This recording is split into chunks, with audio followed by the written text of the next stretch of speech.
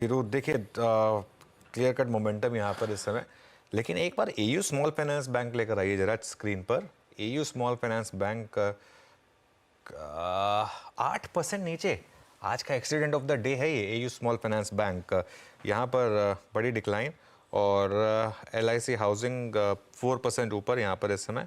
अच्छा मोमेंटम है इस स्टॉक में। चलिए ट्रेड्स लेना शुरू करते हैं। गावा सर गुड मॉर्निंग, बताइए आपका quick single. Good morning. Quick single है डालमिया भारत। यस, ट्रेड करा है 2235 के आसपास। डालमिया भारत मेरे ख्याल से 2300 की तरफ जाएगा। स्टॉप होगा 2200 का। डालमिया भारत के डालमिया भारत, गाबा सर की पिक। चंदन जुड़े हमारे साथ इस समय। चंदन गुड मॉर्निंग। चंदन आपका पिक। बिल्कुल देखिए, मेरा फोकस रहेगा रियल एस्टेट काउंटर पे और मुझे गोदरेज प्रॉपर्टी अच्छा लग रहा है। ओवरऑल रियल्टी काउंटर अच्छा लग रहा है और ये स्टॉक कंटिन्यूअसली पिछले 7-8 वीक से हाई टॉप हाई बॉटम के फॉर्मेशन बना रहा है। पुराना इसका जो हर्डल था लगभग 2350, उसके ऊपर डिसाइसिव ब्रेकआउट के लिए तैयारी कर रहा है।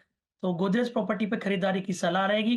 2320 का सपोर्ट है, यहाँ पे हमें लगभग 2500 तक के टारगेट मिलने चाहिए। ओके, ये स्पेस अभी भी बहुत स्ट्रांग है और ये पिछले हफ्ते की टर्बुलेंस में भी ये स्टॉक्स सिर्फ अगर मैं एक ओबरा रियल्टी को छोड़ दूँ बहुत स्ट्रांग रहे थे। मानस आपका ट्रेड?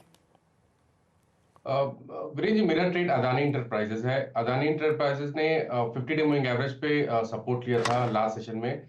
आज स्टॉक ने अपने 20 डे मूविंग एवरेज को रिगेन कर लिया है। आई थिंक यहाँ पर करेक्शन कंप्लीट हुआ है, तो करंट लेवल्स पे खरीदारी करने की राय रहेगी। 2925 का आपको स्टॉप लॉस लगाना है, तो 50 रुपए का रिस्क है नीचे की साइड पे।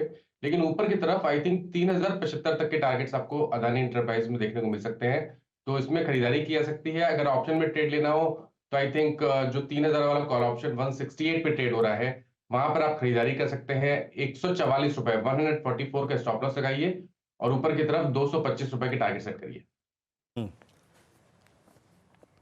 ओके, अदानी इंटरप्राइजेस मतलब फ्यूचर्स और यहाँ पे ऑप्शंस दोनों एक अप्रोच दी गई है आपको। राजेश सतपुते जी, आपका ट्रेड क्या रहेगा? वीरेंद्र जी, देखिए नजर है कैपिटल गुड्स पे। सीमेंस लीड कर रहा है, तो मुझे लगता है कि थोड़ा यहाँ पे कॉन्ट्रा बेट ले रहा हूं मैं एस्ट्रल पे। एस्ट्रल में देखिए यहाँ पे 100 डीएमए को रिगेन किया है मॉर्निंग में ही, और मुझे लगता है एक छोटा स्विंग मिलेगा। 1839 पे चल रहा है। 1835 का वो ब्रेकआउट था जो मैं ऑब्जर्व कर रहा था, तो हम लॉन्ग करेंगे एस्ट्रल को 1825 के स्टॉप लॉस के साथ। और इसका जो स्विंग का रेजिस्टेंस है, यानी जो हमारा टारगेट होगा, वो रहेगा 1870 से 1880।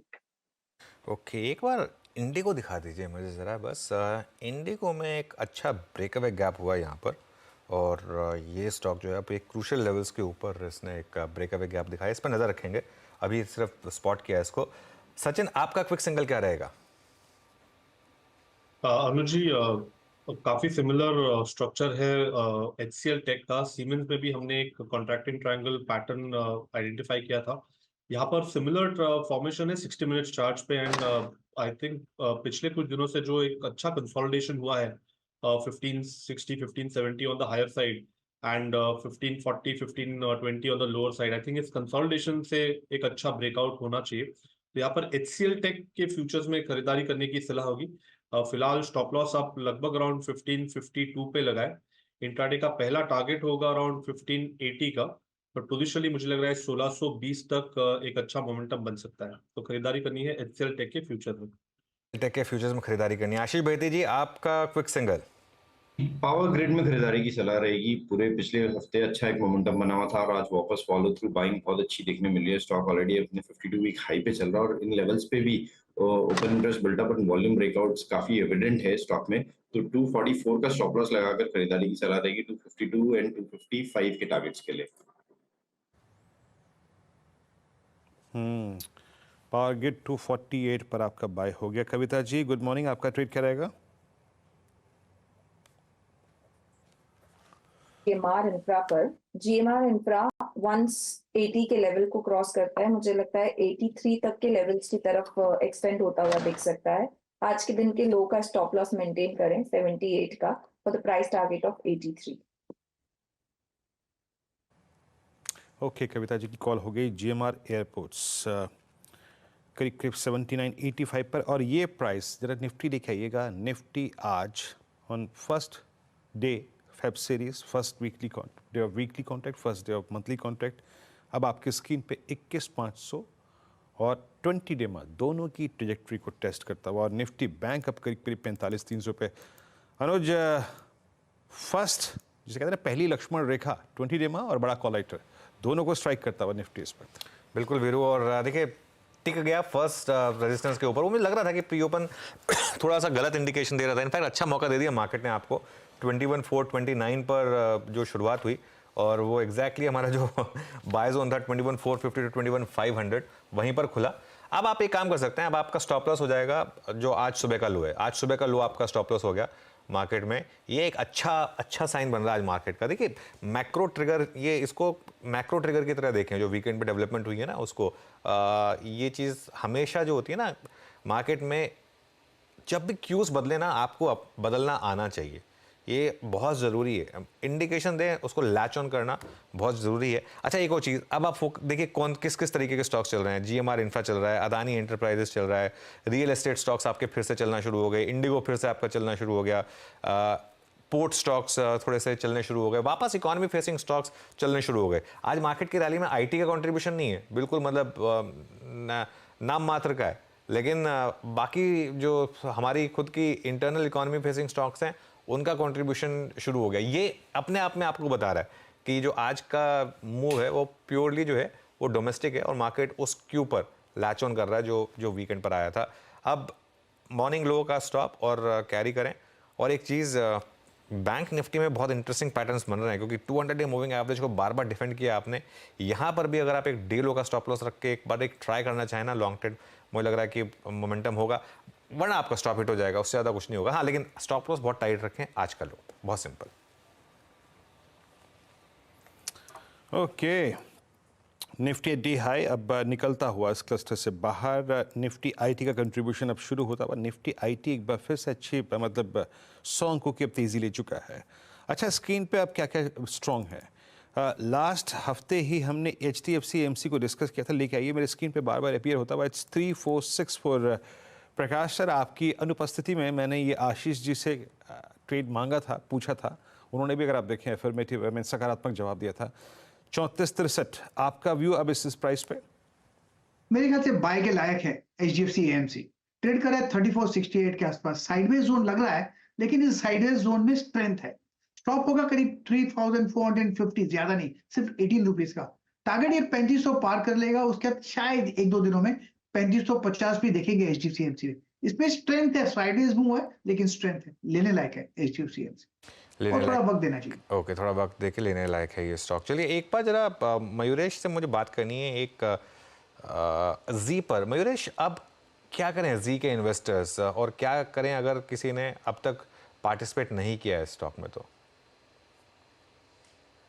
ये हमारी राय काफी साफ है। आई थिंक काफी हेडविंड्स है अनुज जी ये स्टॉक के लिए, और क्या उभर के आते हैं अगले कुछ दिनों में इस पे निर्भर होगा आगे की री रेटिंग या डी रेटिंग स्टॉक की। आई थिंक अच्छी खासी डी रेटिंग अभी स्टॉक की हो चुकी है, क्योंकि प्राइस डैमेज शायद रिफ्लेक्ट हो रहा है in terms of the D rating parameters. तो आई थिंक उतनी डाउनसाइड रिस्क अभी बची नहीं है।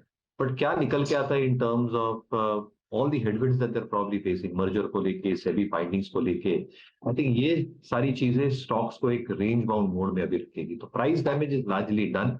क्या अभी खरीदना चाहिए? हमें लगता है I think wait and watch, let's see what probably comes out in terms of all these developments जो हेडविंड्स बन के रह रही है स्टॉक। ओके, अदानी एंटरप्राइजेस लेकर आइए अब जरा स्क्रीन पर। करीब करीब 3.5% ऊपर आज सुबह वीरू। मैंने बिग स्टॉक्स में इसको इंक्लूड नहीं किया था, लेकिन मैंने सुबह आज जो एक वो इंस्टा रील बनाई थी जिसमें मैं स्टॉक्स मेंशन कर रहा था, उसमें मैंने आज अदानी ग्रुप स्टॉक्स पर एक व्यू लिया था पॉजिटिव, क्योंकि दो तीन चीज़ें हुई थी। एक तो ACC के नंबर्स जो आए वो बहुत शानदार थे, और एक इनकी खुद की एक इन्वेस्टर मीटिंग हुई थी, प्लस आगे इन्हें जो पॉलिटिकल स्टेबिलिटी वाला फैक्टर है, जब भी ये इस तरीके का मार्केट को फैक्टर दिखता है ना, तो इस ग्रुप में आप नॉर्मली बाइंग देखते हैं। अच्छा, आपको याद होगा पिछले साल यही वो हफ्ता था जिसमें अदानी ग्रुप स्टॉक्स कोलैप्स कर रहे थे। एग्जैक्टली वो वीक था, और बजट वाले दिन लो बना था जब वो 1000 के नीचे आ गया था अदानी एंटरप्राइजेस, और अब 3000। इस एक साल में जिसने अपना हुनर दिखाया, कौशल दिखाया और जोखिम लिया, अनुज, क्या पैसा बना होगा उसका? जैन जी, राजीव जैन उस जी, दिन मुझे याद है हम राहुल से चर्चा कर रहे थे, राहुल जी से चर्चा कर रहे थे, और समीर अरोड़ा जी से। मेरे ख्याल से दो लोगों ने उस दिन स्पष्ट रूप से कहा था, जनाब इट्स अ बाय। खैर, आपकी स्क्रीन पे इस वक्त डे हाई के क्लस्टर में आके ट्रेड करते हुए स्टॉक्स से। अच्छा, एक काम करते हैं, एक दो स्टॉक्स को और लेके आइए। आई मीन जो अनुज बार बार बोल रहे हैं कि अदानी ग्रुप के स्टॉक से मूव आ रहा है। Look at Adani enterprises now 4% ऊपर और डे हाई पर। ओएनजीसी, मैं एलआईसी हाउसिंग फाइनेंस पे आऊँगा। राजेश जी, आपसे बहुत बार इस स्टॉक पे बात हुई है। अब एलआईसी हाउसिंग फाइनेंस जुलाई 2018 का लेवल भी क्रॉस कर गया है। आपका व्यू 598 से आज यहाँ पे एक शॉर्ट कवरिंग हो रही है, और अगर आप देखें इसमें जो रेजिस्टेंस था वो था 586 का। तो 586 जैसे क्रॉस किया वहां पे ब्रेकआउट मिला, तो लोअर लेवल पे बेयर ट्रैप सिचुएशन है, तो शॉर्ट कवरिंग मिलेगी। और जैसे ही 600 या इनफैक्ट 600 को ये टेस्ट ही कर रहा है, 600 के पास जाने के बाद मुझे लगता है इसका जो नेक्स्ट टारगेट हो रहा है वो करीबन 620 से लेके 625 स्विंग ट्रेडिंग के हिसाब से। तो it's a buy in LIG. आपको स्टॉप लॉस रखना है 585 का। 620 625 ये पहला टारगेट होगा। नेक्स्ट टारगेट जो रहेगा अकॉर्डिंग टू मी वो रहेगा 660 का। तो बड़े टारगेट मुझे लगता है एलआईसी में अनफोल्ड हो रहे हैं। ओके, एलआईसी हाउसिंग फाइनेंस 601 बात करते करते डे हाई की ट्रैजेक्टरी में। और अभी जो एक ट्रेड आया था एचसीएल टेक्नोलॉजीज का, मेरे ख्याल से ये दिया था सचिन जी ने, उसको भी स्क्रीन पे लिखा है। ये टिक बाय टिक चार्ट रखिएगा। मूव देखिए जरा इस स्टॉक में। एचसीएल टेक्नोलॉजीज अब करीब 1568 पर डे हाई की ट्रैजेक्टरी में आके ट्रेड कर रहा है, ये अच्छा करता हुआ। अल्ट्राटेक सीमेंट का जिक्र मैंने शुरू में ही किया था, और एक बार अल्ट्राटेक भी रखिएगा। आशीष बहती जी 10,087, और ये एक छोटी सी फॉलिंग चैनल का जो हाई है, स्लोपिंग डाउनवर्ड चैनल का, उसको क्रॉस करता हुआ ये स्टॉक। आपका व्यू इस वक्त? जी वीरेंद्र जी, काफी अच्छी स्पॉटिंग है, क्योंकि सीमेंट पूरे पैक में बहुत अच्छा मूव ऑलरेडी आ चुका है। जेके सीमेंट और आईसीसी अंबुजा सब में मूव आ चुका है। अल्ट्राटेक इनफैक्ट अब रेडी है ब्रेकआउट के लिए। तो ये प्रीमियम 20 डे में से अभी बाउंस कर रहा है, तो काफी क्विकली, मतलब बहुत वैल्यू बाइंग स्पॉट पे अभी अवेलेबल है अल्ट्राटेक सीमेंट। हमें लग रहा है कि इसमें तेजी की तरफ ट्रेड बनाना चाहिए। 9970 पे एक स्टॉप लॉस लगाकर खरीदारी की सलाह रहेगी। हमें लगता है कि इसमें 10,300 और 10,450 तक के लेवल्स देखने मिल सकते हैं। देखिए, आज फोकस में है सीमेंट। अब फिर से सीमेंट पे फोकस इसलिए भी क्योंकि एसीसी के नंबर्स अच्छे थे, प्लस वो जो मैंने वीकेंड की न्यूज़ वाला फैक्टर एक्सप्लेन किया, उसकी वजह से domestic economy facing stocks.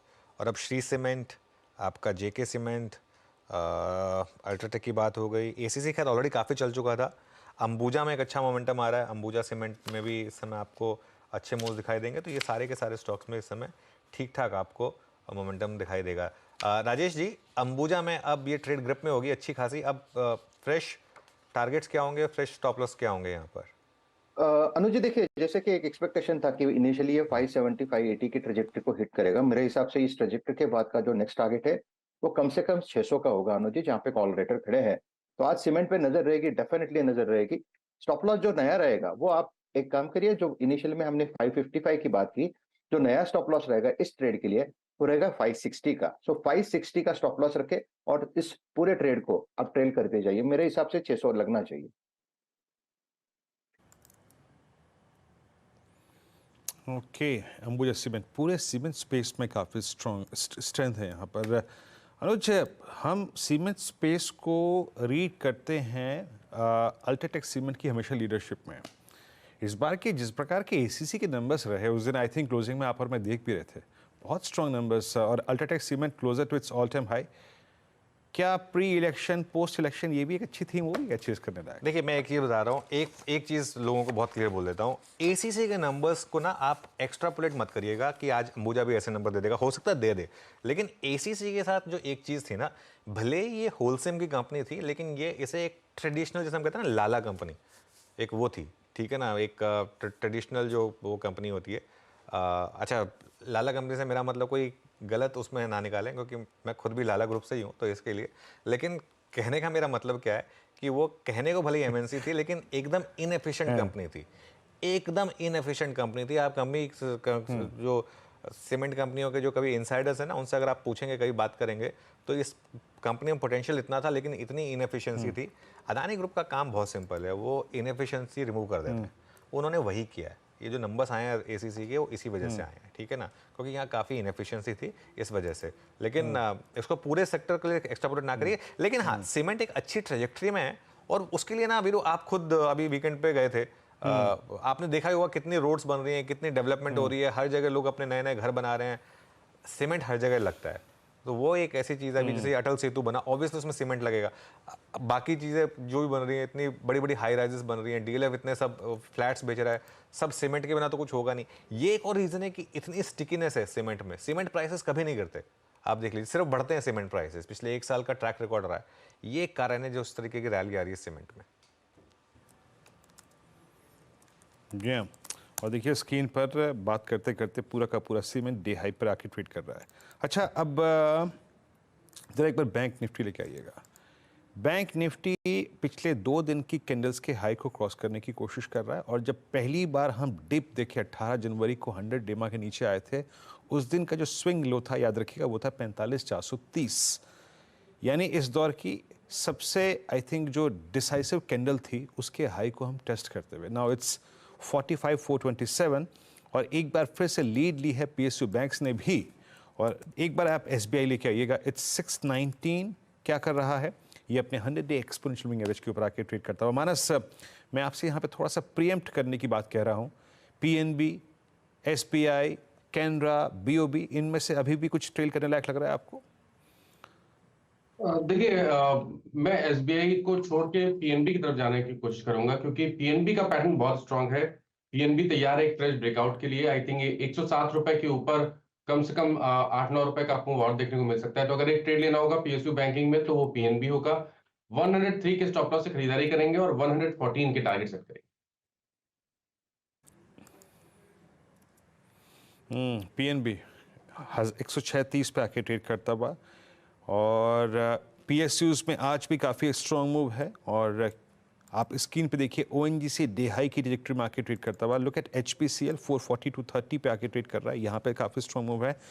Simmons का ट्रेड ये किस कमेंट्स दिया था, नहीं एस्टल दिया था राजेश सतपुते जी ने। एक बार सिमंस को लेते हैं आपकी स्क्रीन पे। ये एक बहुत ही क्लियर कट ब्रेकआउट है सचिन जी। 4307 4307, ये ऑल टाइम हाई सिमंस का। आप कैसे अप्रोच करेंगे इसको? वीरेंद्र जी, इनफैक्ट जो हमने टारगेट दिया था 4320 का सुबह, आई थिंक वो पर्टिकुलर टारगेट यहाँ पर हिट हुआ है। एंड जैसे मैंने बताया कि डेटा इतना सपोर्टिव है कि 4300 के ऊपर की चाल मुझे काफी सस्टेनेबल लग रही है through out this particular series. Pattern के लिहाज से जाए तो जो 2 टारगेट्स जहन में आ रहे हैं वो है अराउंड 4540 के आसपास, 4600, ये 2 लेवल्स के लिए मुझे लग रहा है वेल पोजिशनड है। एंड जिस तरीके से स्ट्रक्चर है, मोमेंटम मुझे लग रहा है बरकरार रहना चाहिए जब तक 4200 के नीचे की एक चाल बनती नहीं है। I think through out the series ये एक अच्छी पॉकेट ऑफ स्ट्रेंथ है, जहां पर एक रिलेटिवली आउट परफॉर्मिंग मूव पिछले सीरीज में नजर आई थी।